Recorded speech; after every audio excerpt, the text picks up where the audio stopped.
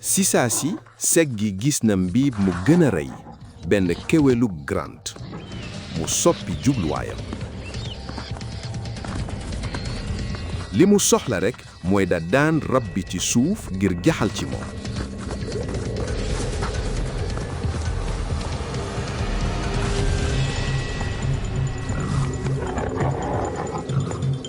waaye kéwél gi dafa am fit te du maya bo am nii rekk du nangu ñu jàpp ko yow.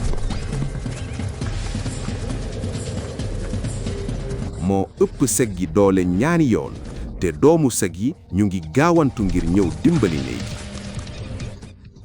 mbiib mi dafa rafet waaye dafa dëgër.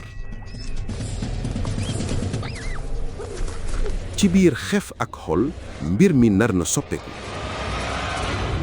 kéwél gi dëpp na mbiib mi ak benn wëlbati bopp. càttum béjjén gi laal na wetu ségg gi. ay béjjén yu tollu ci 76 centimètres.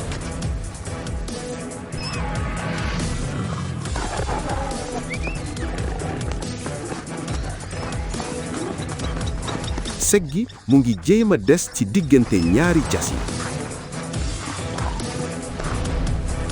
kéwél gi mu ngi def kem kattanam ngir daan ko.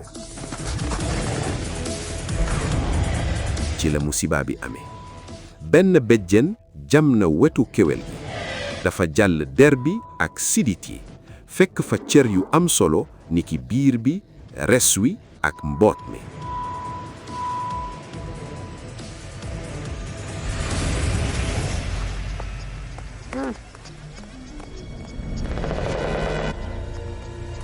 kéwél gi aar na boppam bu baax. ségg gi génn na ak gaañu-gaañu bu metti. ségg guy ñàkk gaawaayam ci daw ségg gu dee la.